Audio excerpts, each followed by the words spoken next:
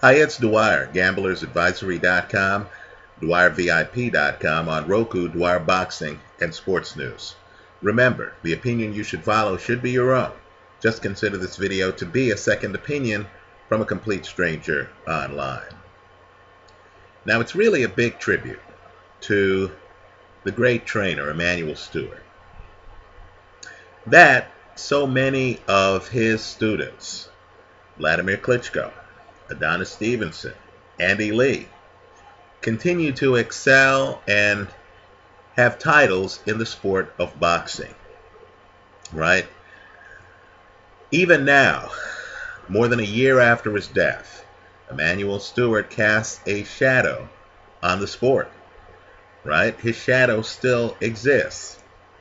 But I'm taking Billy Joe Saunders over Andy Lee. As much as I like Andy Lee the man, as much as he is an excellent ambassador for the sport of boxing, as much as I hope Andy Lee continues on in the sport after his career ends as a boxing commentator, if not a boxing commissioner, boxing manager, perhaps a boxing promoter.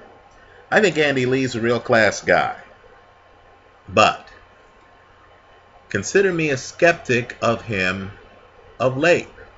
I thought he looked terrible against Julian Jackson's son before he got the KO in that fight. I thought his fight against Matt Korobov hung in the balance before he momentarily dazed Korobov and the ref stepped in and stopped that match. Let's remember against Peter Quillin, a champion who there are YouTube videos of young fighters like Jillian Love mocking him, right? Cuba Arias saying, "I want to fight him." In other words, the fighters look at films of Peter Quillin and they see a guy they feel has holes in his game. But yet, Andy Lee got caught and Andy Lee got dropped by Peter Quillin, right? Andy Lee was able to fight back and get a draw. Let's just say it wasn't Andy Lee's most inspired performance. Now, when I see a guy who is in his 30s, has been in some tough fights, let's remember, right? Andy Lee against Craig McEwen. Let's remember, Andy Lee against Julio Cesar Chavez Jr., right? Andy Lee's been in tough fights. Brian Vera. And when Andy Lee is winning fights because of punching power, and when you look at Andy Lee's opponents and you realize that Jackson doesn't really move that well, Quillin doesn't really move that well. We've been seeing Andy Lee against a succession of guys who don't move as well as Billy Joe Saunders. In my opinion, that opens the door to the new guard. And understand, Billy Joe Saunders,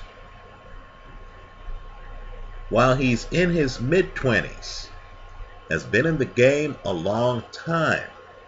This guy's what I call a natural.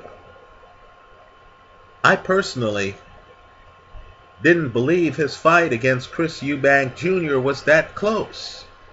I think you saw the talent gap early in that fight. I'll agree. Officially, that's a split decision win, right? But I thought Saunders, a guy who's gone 12 rounds many times, I thought Saunders was just the better fighter, slicker, higher volume, harder to find in the ring while throwing higher volume, not relying on a big punch. Now let me say, there's a hole in Saunders' game. He's not a big puncher. Andy Lee will be able to end this fight at any time, right? Because Lee's a huge puncher. Not so much Billy Joe Saunders. Saunders is going to try to beat him on volume. I know Saunders has had some moments, a Jared Fletcher fight. But Saunders is really a volume and technique guy. But understand, Saunders was a Beijing 2008 Olympian. This is a guy who, as a teenager, everyone knew about him in the amateur ranks. This is a guy who is unbeaten. This is a guy who has fought tougher opponents than you think. I'm not that impressed with Chris Eubank Jr. I am impressed with Jared Fletcher. Look up his amateur pedigree. That fight wasn't competitive. Right? Saunders has been in circuses. Think about all the hype before his fight against Chris Eubank Jr. He's not going to be overwhelmed by the moment. And understand, he's a southpaw, just like Andy Lee. He's not going to be thrown by Andy Lee's southpaw stance.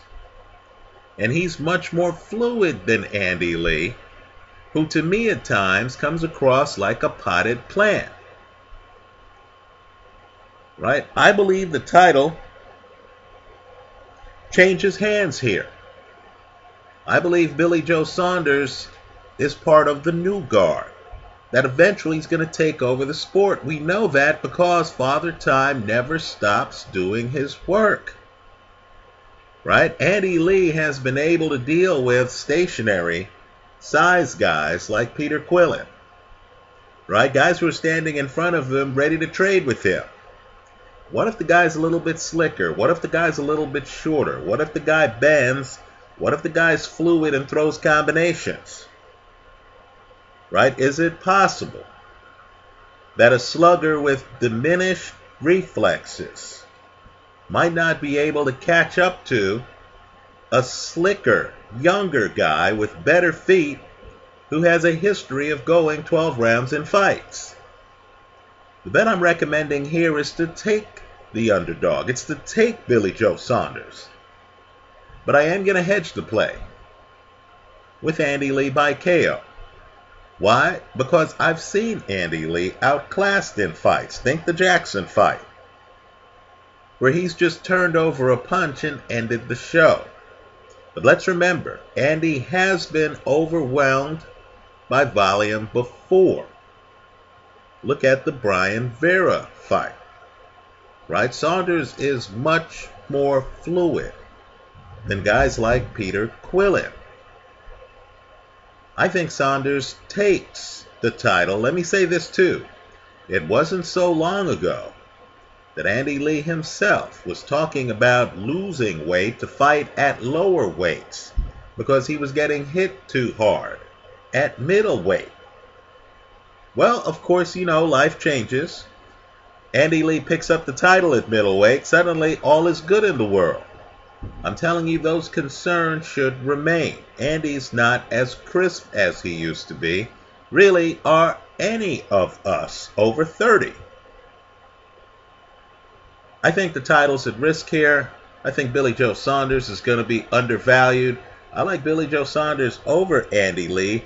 Out of respect for Andy's punching ability, which is his calling card, I'm going to hedge the play with Andy Lee by KO.